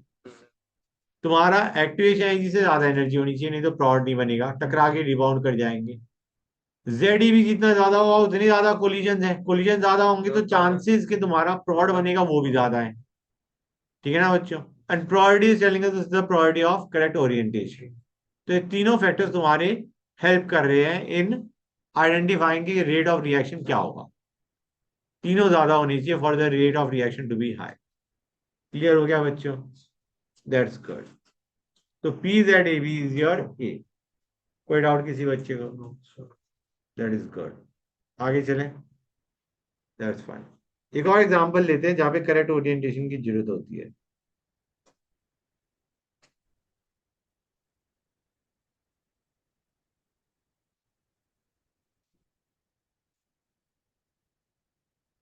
इसमें बताओ बच्चों कि कौन सी रिएक्शन है guys, which reaction is it? हाँ सोच के बताओ, टेक योर टाइम। मैकेनिज्म बताना मुझे सिर्फ ये चाहिए SN1 है SN2 है। फिर SN1 होगा ना, क्योंकि अल्कोहलिक में SN2 जाता है। एल्कोहलिक में E2 जाता है, एल्कोहलिक में E2 जाता है, एल्कोहलिक की वजह में एलिमिनेशन होता है, सब्स्टिट्यूशन तो होता ही नहीं। ये SN2 होगा बच्चों, क्योंकि ट्राई टू अंडरस्टैंड, ये हमारा 1 डिग्री एल्काइल हैलाइड है, strong nucleophile, it will go for SN2। समझ आ रहा है नहीं आ रहा है बच्चों? अगर यहीं पे मैं 3 डिग्री एल्काइल हैलाइड लेता और एक्वस क्यूएच ले लेता, it would have been SN1। ये SN2 है। SN2 में जो OH माइनस का अटैक होता है वो इस साइड से अटैक नहीं हो सकता, it has to attack from the opposite side. तो करेक्ट ओरिएंटेशन इज रिक्वायर्ड, नहीं तो तुम्हारा रिबाउंड कर जाएगा विदाउट फॉर्मिंग प्रोडक्ट। समझे या नहीं समझेगा? क्लियर हो गई ये चीज? That is good. तो ये लो, कर लो नोट। कर लिया note? Fine. For effective collision लिख देता हूँ। फॉर इफेक्टिव कोलिजन का मतलब समझ लो, collision which result in product molecule must have sufficient energy as well as orientation. Sufficient energy as well as orientation. Okay बच्चों, क्लियर है यहां तक? That is good. अच्छा बच्चों, एक और चीज, मैंने अभी तुम्हें जो भी चीजें बताई वो किसमें बताई थी? एक्सोथर्मिक रिएक्शन में। अगर एंडोथर्मिक होगा तो क्या होगा guys? The curve will be going something like this बच्चों, ऐसे जा रहा हो। हाँ है ना? This is energy of reactant, this is energy of product, this is delta H reaction, this is activation energy for forward reaction, EA forward, this is activation energy for backward reaction, and this total is ETH, threshold energy. है ना? Delta H reaction यहाँ पे भी वही होगा, energy of products minus energy of reactants, activation energy for forward minus activation energy for back. हाँ obviously बात है, यहाँ पे it will come out positive, क्योंकि the reaction is the endothermic reaction. दिख रहा है हमें कर्व से, एंडोथर्मिक है, प्रोड की एनर्जी ज्यादा है, रिएक्टेंट की कम है। ठीक है ना बच्चों? याद रखना गाइस, चाहे चाहे तुम्हारा रिएक्टेंट की एनर्जी कम हो प्रोड से या ज्यादा हो प्रोड से, हमेशा एक बैरियर जरूर आएगा which it has to overcome.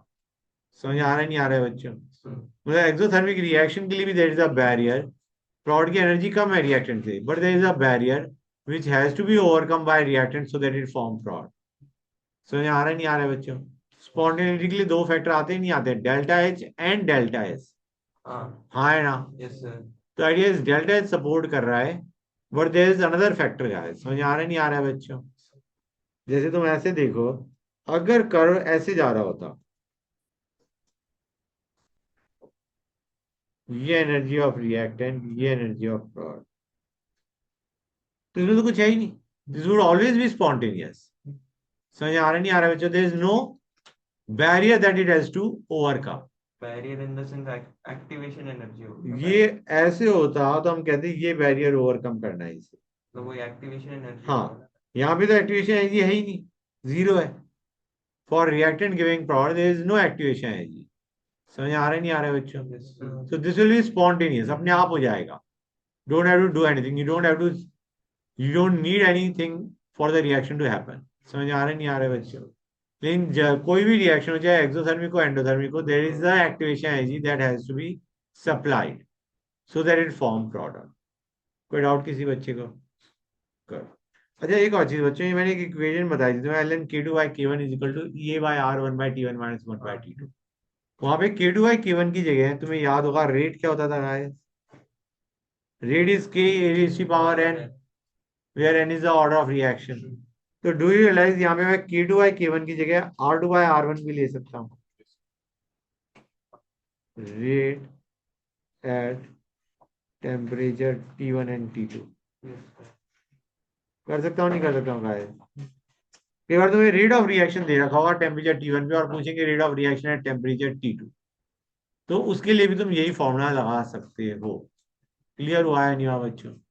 You can apply the same formula over here. कोई डाउट किसी बच्चे को? अब आते हैं इफेक्ट ऑफ कैटलिस्ट पे बच्चों। Let us go on to effect of catalyst.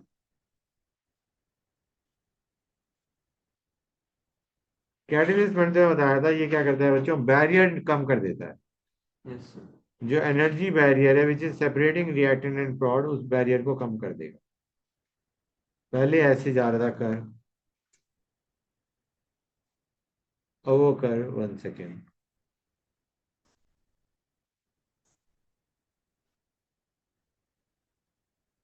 पहले ऐसे जा रहा था, अब ऐसे जा रहा है। ठीक है बच्चों, क्लियर है यहाँ तक? अच्छा गाइस एक चीज देखो पहले, ये एक्टिवेशन एनर्जी है फॉरवर्ड की फॉर कैटेलाइज, ये एक्टिवेशन एनर्जी फॉर अनकैटेलाइज्ड। हाँ है ना? ये है ई ए बैकवर्ड, और ये है ई ए बैकवर्ड कैटेलाइज बच्चों। ई ए बैकवर्ड कैटेलाइज बच्चों। डेल्टा एच हमारा क्या होता है? E of P minus E of R. Do you realize or not, it can be written as EA forward catalyzed minus EA forward uncatalyzed for catalyzed reaction. EA forward catalyzed minus EA backward catalyzed. Idea is delta H is unaffected by your catalyst. Delta H वही रहेगा चाहे तुम catalyst लो या ना लो। ईए change हो रहा है, ईए change हो रहा है, ईए कम हो रहा है। कैटलिस्ट डालने से क्या हो रहा है, ये एक्टिवेशन एनर्जी कम हो रही है, लेकिन delta H is remaining unaffected.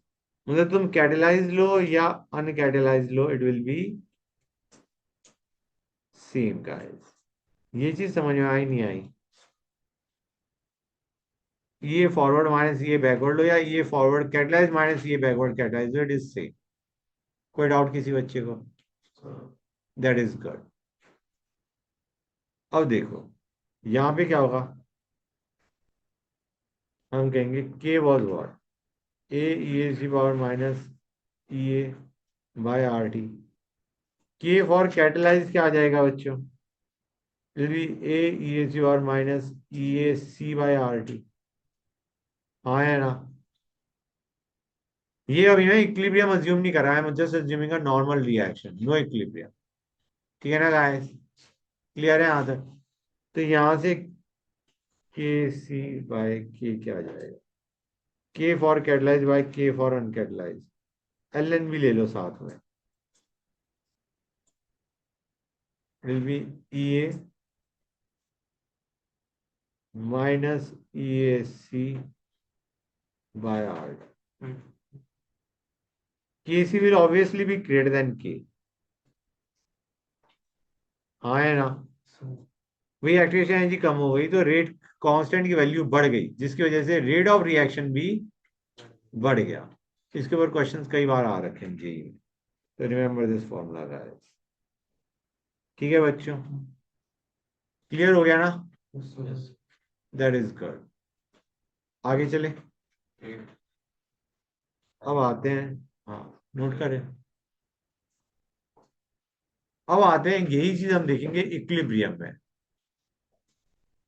हम कहेंगे इक्विलिब्रियम के लिए पहले आते हैं अनकैटलाइज्ड रिएक्शन में K equilibrium. Guys for equilibrium, for reaction in equilibrium, जो इक्विलिब्रियम में जा रही होती है गाइस, के फॉरवर्ड को हम लिख सकते हैं A E A C power minus E A forward by R T. इसको मान लो A one for the time भी, इसको क्या मान लो, A one. K for backward भी होगा, A two E A C power minus E A backward by R T. K equilibrium क्या जाएगा बच्चों,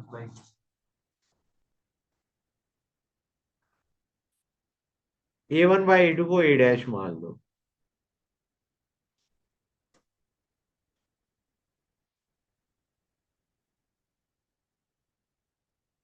तो this is your formula for के इक्विलिब्रियम।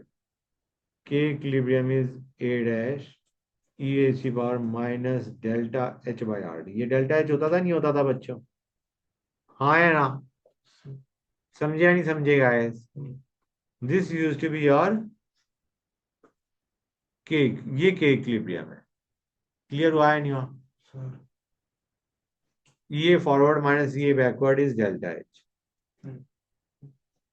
गुड।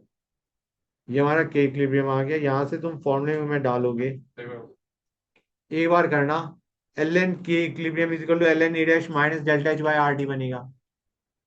एक बार मान के चलो टेम्परेचर T1 पे के इक्विलिब्रियम K1 है, टेम्परेचर T2 पे के इक्विलिब्रियम K2 है, तुम्हारा बनेगा L N K two by K one is equal to delta H by R 1/T1 minus 1/T2। ये इक्वेशन मैंने अभी बताई थी, नहीं बताई थी 2 मिनट पहले, थोड़ी देर पहले। K2 बाई K1, यहाँ पे हम K2 and K1 are not rate constant, they are equilibrium constant बच्चों। समझ गए नहीं समझ गए?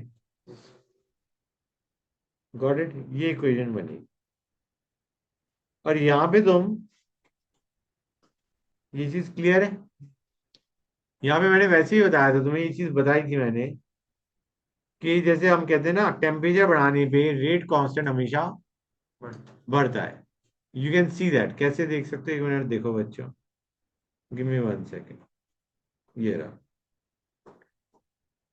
टेम्परेचर बढ़ाया, टेम्परेचर बढ़ाया मतलब T2 ग्रेटर देन T1, मतलब ये वैल्यू पॉजिटिव होगी नेगेटिव होगी? पॉजिटिव होगी। और ये हमेशा पॉजिटिव होता है, इसलिए K2 will be greater than K1। Temperature बढ़ाने पे K2 will be greater than K1, क्योंकि तुम्हारा ये है।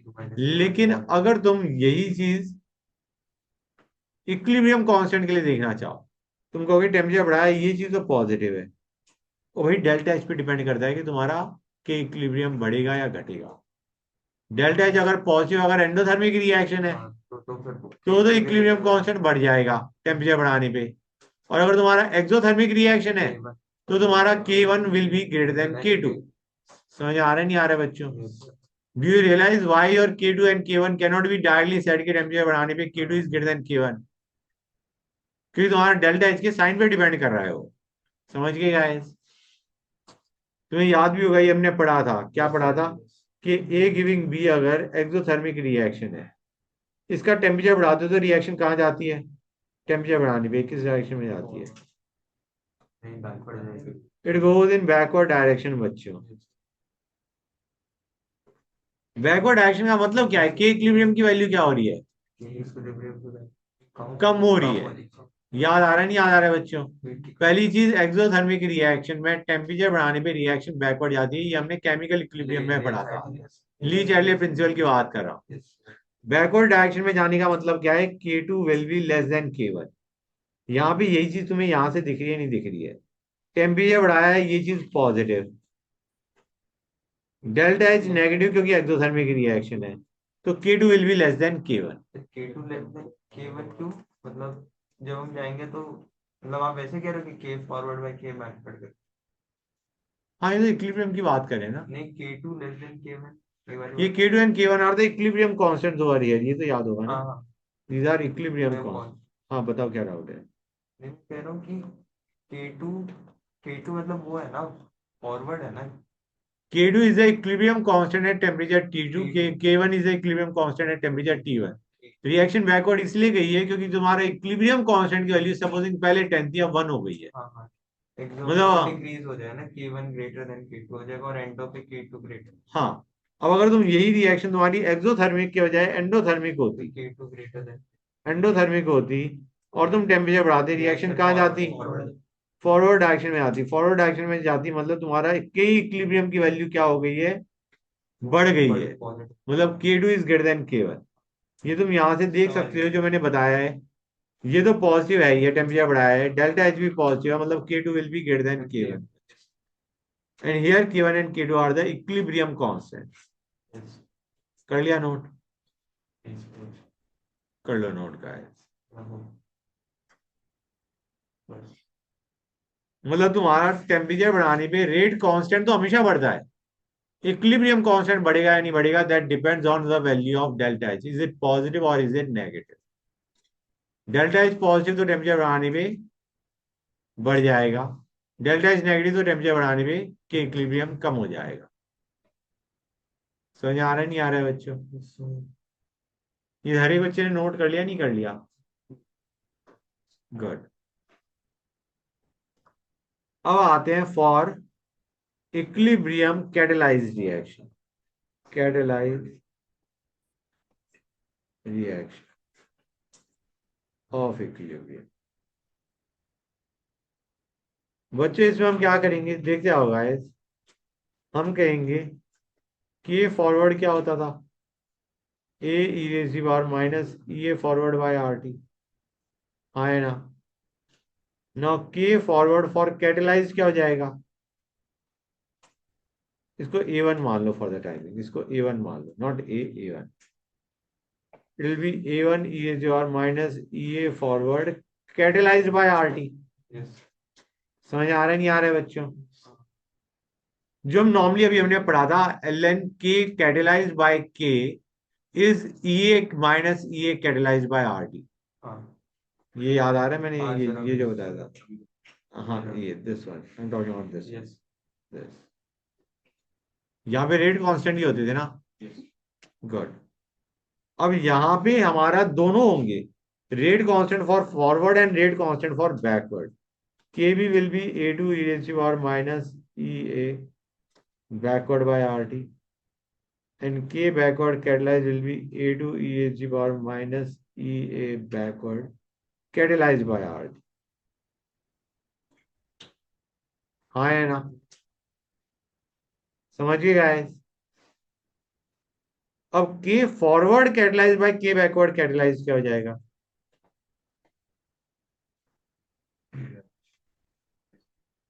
It will be a1 by a2 a dash रहा, e raised to the power minus ea forward catalyzed minus ea backward catalyzed by rt। Do you realise और not, ये तो delta H ही आएगा कि मैंने बताया था तुम्हें, डेल्टा एच वही रहेगा चाहे तुम कैटेलाइज लो अनकैटेलाइज रिएक्शन लो, डेल्टा एच वही आएगा, है ना बच्चों? हाँ सर। तो मतलब ये वही बना हमारा ए डैश ई रेज़ और minus delta H by R. मतलब के इक्विलिब्रियम कैटेलाइज करने पे डजंट चेंज, के इक्विलिब्रियम वही रहेगा, कैटेलाइज रिएक्शन लो अनकैटेलाइज रिएक्शन लो, के इक्विलिब्रियम रिमेन के same. Dash common. This is K equilibrium for catalyse and it is equal to K equilibrium only. Catalyse reaction में K equilibrium change नहीं होता, लेकिन तुम्हारा के फॉरवर्ड कैटेलाइज और K backward catalysed they are more than K forward and K backward. Yes sir. हाँ है ना? K forward for catalysed is K dash K forward. ये के डैश कहां से निकल के आएगा बच्चों? के डैश यहां से निकल के आएगा, यहां से। K forward catalysed by K forward is E A forward minus E A forward catalysed by R T.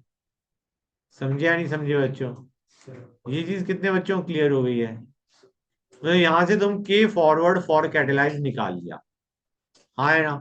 ऐसे ही के बैकवर्ड फॉर कैटेलाइज निकाल लिया इन टर्म्स ऑफ के बैकवर्ड, के फॉरवर्ड फॉर कैटेलाइज निकाल लिया इन टर्म्स ऑफ के are, के फॉरवर्ड के बैकवर्ड फॉर कैटेलाइज निकाल लिया इन टर्म्स ऑफ के बी।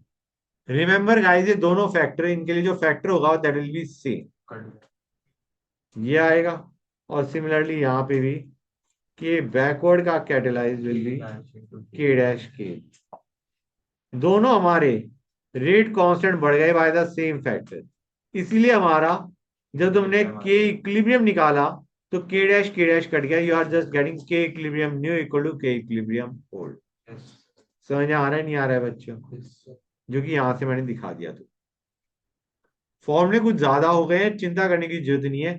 ये जो फॉर्मूले हैं ये ज्यादा यूज में नहीं आएंगे, लास्ट वाला जो सिनेरियो है वो इतना यूज में नहीं आएगा। कौन कौन से ज्यादा तुम्हारे जो यूज में आएंगे वो एक तो तुम्हें ये पता होना चाहिए, एक तो एलएन। एक तो ये इम्पोर्टेंट है, हाँ एक तुम्हारा ये इम्पोर्टेंट है, बस यही दो इम्पोर्टेंट है। बाकी सारे तो तुम समझ गए होगे ना, मेन जो आखिरी में तो दिक्कत आई होगी, हाँ मेन बस ये दो इम्पोर्टेंट है। हाँ जरूर। बाकी पुराने वाली जो पुराना ऊपर करवा रखा है वो सारा इम्पोर्टेंट है, उसको लीव मत करना भाई, डोंट लीव दैट। ये हाँ बेटा क्या कह रहे हो? हाँ अच्छा गाइस, एक और चीज बच्चों, समथिंग बेसिक बट इंपॉर्टेंट, ध्यान से सुनते हो बच्चों प्लीज। कई बार क्या होता है, कई बार क्वेश्चन में पूछ लिया जाता है ऐसे, दो इंटरमीडिएट बन रहे, सॉरी, दो एक्टिवेटेड कॉम्प्लेक्स बन रहे हैं, एक बीच में इंटरमीडिएट बन रहा है, टू स्टेप रिएक्शन है। कॉम्प्लेक्स पहले हमारा रिएक्टेंट से इंटरमीडिएट का बनना, फिर इंटरमीडिएट से प्रोडक्ट का बनना। मेरे को ये पूछना है कौन सा जल्दी वह होगा, which will be the rate determining step, the first one और the second one. Second. Rate determining step which is the slow step, किसकी एक्टिवेशन एनर्जी ज्यादा है। पहला। अच्छा, ऐसे जज कर। हाँ, दैट इज हाउ वी जज इट, इसलिए मैं बता रहा हूँ। इसकी एक्टिवेशन एनर्जी ये है, इसकी एक्टिवेशन एनर्जी ये है। So which is the rate determining step? First. The formation of intermediate is the rate determining step बच्चों। मतलब क्लियर है यहाँ तक? एक्टिवेशन एनर्जी ज्यादा होगी वो वाला या फिर जिसकी एक्टिवेशन एनर्जी ज्यादा है उसका, that is the rate determining मतलब स्टेप। अगर सेकंड वाले का जैसे एक्टिवेशन मैं एक और कर्व बना के बताता हूँ, एक और कर्व बना के बताता हूँ, दैट विल बी बेटर। इस तरीके, वन सेकेंड,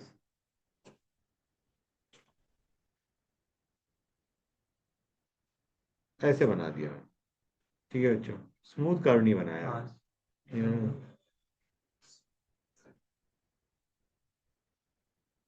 ऐसे बना, तो एक के लिए एक्टिवेशन एनर्जी इतनी है, एक के लिए एक्टिवेशन एनर्जी ज्यादा है। सेम लग रहा है? हाँ। अब ऐसे ना बोले यार, रुको बच्चों। रीड ऊपर वाला कर बढ़िया। अब ठीक है, हाँ अब तो दिख रहा होगा या अब भी नहीं दिख रहा? दिख रहा है। तो विच is the rate determining step over here? Second. Second one is the rate determining step. This one is the rate determining step. The one having more activation energy is the rate determining step. Clear हुआ है नहीं हुआ बच्चों? हाँ बेटा, कर लो ना। तो कीड़ा की क्या इक्वेशन एक बार लिखा। हाँ बेटा, कीड़ा केडेश की क्या इक्वेशन? सर वो हमने केएफसी को केएफसी का था ना। हाँ बेटा बताओ, क्या कह रहे हो? तो हमने के के एफ कैटलिस्ट को हमने केएफ के टर्म्स में लिखा ना। हाँ लिखा था। कीड़ा वो हाँ, कीड़ा की क्या ये जो है, ट्राई टू अंडरस्टैंड कहाँ गया हमारा, ये यहाँ पे देखो, के कैटलाइज्ड फॉर फॉरवर्ड, के फॉरवर्ड कैटलाइजिंग में रुक जाओ, ये ऊपर जाएगा। I hate this part. हाँ, यहाँ पे आते हैं, एक मिनट रुक जाओ बच्चों, जस्ट अ सेकंड। मैं क्या कह रहा था, यहाँ पे K forward for catalyse by K forward will be E A forward minus E A forward catalysed by R. यहाँ से जो तुम्हारा आएगा, मतलब ई रेज़ की पावर दिस, और यहाँ पे K F is equal to K forward catalysed, this is your K dash. तुमने पूछा था ना के डैश क्या हुआ, this is your K dash. Clear हुआ है नहीं हुआ? पक्का समझ आ गया बच्चों को? Second graph.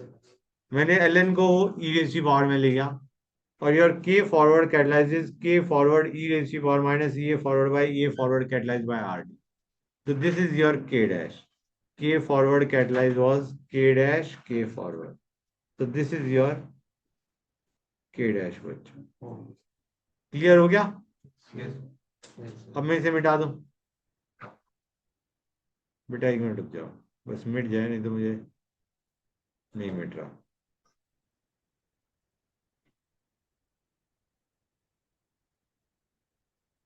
बच्चों एक मिनट रुक जाओ।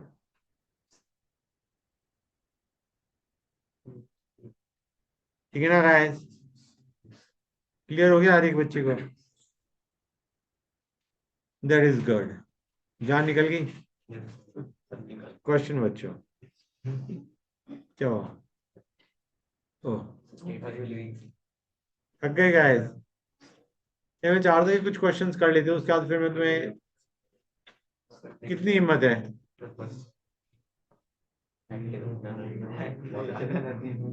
अच्छा बच्चा, 1 second guys, hold on a sec.